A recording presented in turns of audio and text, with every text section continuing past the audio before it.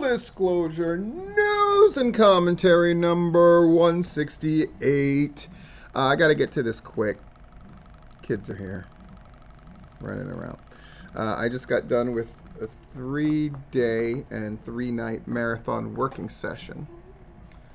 So basically 9 to 7 or 8, and then from 9 to 7 in the morning, then 9 to 7 or 8, and then 9 to 7 in the morning, 9 on Father's Day, 9 in the morning till 6:30, and then I worked again from 9 until 7 in the morning. I set my alarm for noon so I could get the kids, but I got up on my own before then, which is sad. You'd think after all 3 days of basically not getting sleep, I would have slept longer, but I didn't. And then they called me in for work early. So I'm whipping this out really fast. Plus, I left my wallet at a store, but I think it's okay. I got to go and grab that. So this is going to be quick, and I'm not making any apologies for that. The thumbnail is for a show I saw advertised as I was going to my P.O. box. That's going to happen right near me, within a couple miles of me, at the Jim Beach Recreation Center. And I'm excited. I recognize some of the people on it. And so I'm going to arrange, for them to do an interview on Tipping Point and promote that show. And I'm certainly going to show. And it's in July, so I have enough time that I can maybe get that day off of work. That's my hope. Wild stuff. Things have been absolutely crazy. I might do a But Wait, There's More tomorrow to follow this up, because so many wild things have happened in the last week. And there's a lot to talk about in wrestling that warrant my attention. But I also love getting Full Disclosure up on a Monday. Let's look at some of the stuff happened that's on gwhnewsandnotes.blogspot.com. You're going to want to check that thing out, of course, for various things. But the Battle Slam report I thought was really cool. There's just so many cool shows happening right now. That's really, really important. The article by Alfred Feliciano on Chikara is definitely worth a read on gwhnewsandnotes.blogspot.com. You got to take a look at this stuff, because it's these little things of history, these little ways that different people we know in Georgia get to wrestle. Wrestling history, this is the weirdest thing to think about, and this could just be exhaustion talking, but like wrestling history is happening to us right now. From the big stuff of like Vince McMahon having to step away as CEO and all of this stuff he's getting caught in, down to Southern States taking over Wrestling United and running a bunch of shows. Wrestling history is happening right now, and it's fascinating covering this stuff. It's fascinating looking at this stuff. Pro South, Larry looked at their show again. All this stuff's being chronicled. The Southern States Pro Report, and I'm looking forward to seeing what Rob has to say about it, as well as Jabari. But Larry's take was really great too, and he's texting me while the thing is happening. I'm going to do my level best to cover more shows in Florida.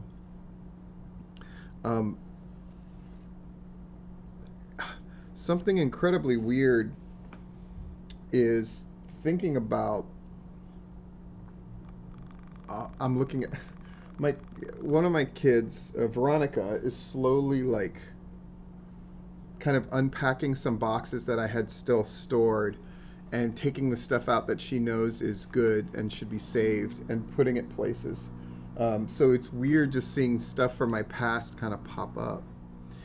It's also interesting to see how wrestling is continuing to evolve and wrestling is continuing to change. It was, so Larry's talking to me from the Southern States show on the phone, and then Murder gets on the horn, which I didn't recognize Murder's voice because it's very loud on their end and that kind of thing. But I thought about how wild this thing is. And, when you look at the big leagues, right, in Georgia, Southern States definitely has to be one of those now. So you get Southern States, Southern Honor, Southern Fried. Boy, Southeast first. Action, right? PCW. Coastal, I love. And groups like IWN that sweep in, or Ronnie Gossett, like all of these different things are happening. And again, maybe this is the exhaustion talking. Um, but it's never been. I don't remember the last time somebody complained about there were no good shows to wrestle on, because there's always shows happening, and people are very free and easy with the advice lately. Um, there's just so much learning going on, and if people choose to be discontented, it's because they're making a conscious choice to be such. A guy named Tim Stoltenberg, who's a very, very smart dude.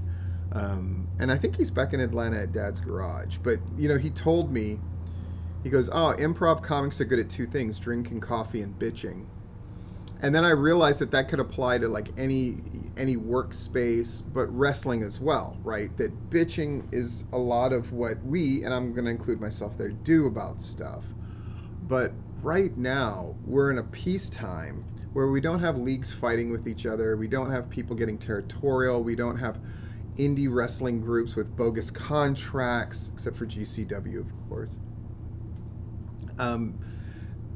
That there's kind of a detente where you're seeing a lot of the people on the same shows. Now, we can argue about whether that's a problem or not, but I don't ever think there's anything wrong with the boys getting work and the boys having options, and some of them getting to do shows that are obviously like sort of more oriented towards the art. I would put Southern States there, or more leaning towards the commerce. Shows that I would consider borderline or shit shows, but they have their place as well.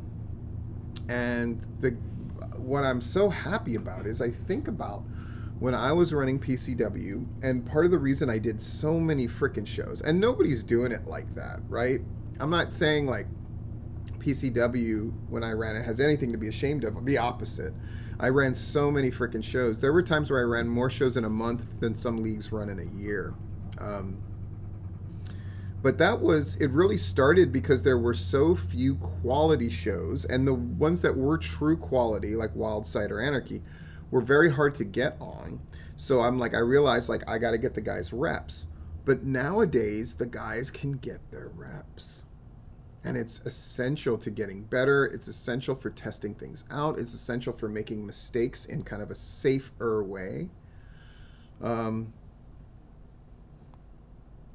So it's wonderful.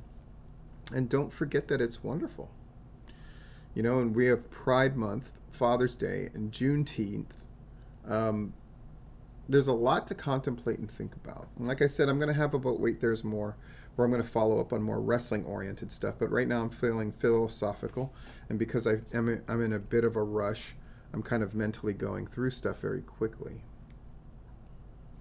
But people can get upset about the level of coverage at gwhnewsandnotes.blogspot.com. But they really shouldn't, because marking the time and noting things as they're going on is essential. And GWH is here for it. I'm already making arrangements. Tipping Point, I had a really great idea, what I think is a really great idea, about having Ricardo of Mucha Lucha interviewed. But if there's a language barrier, having somebody to help translate. So if you're somebody who very comfortably speaks Spanish and English and would like to help with that, contact me, but more importantly, contact Larry so it'll actually get remembered and done, because I'm busy in a different kind of way. Let us know, because the goal is for more comprehensive and thorough and unique kind of coverage, not less.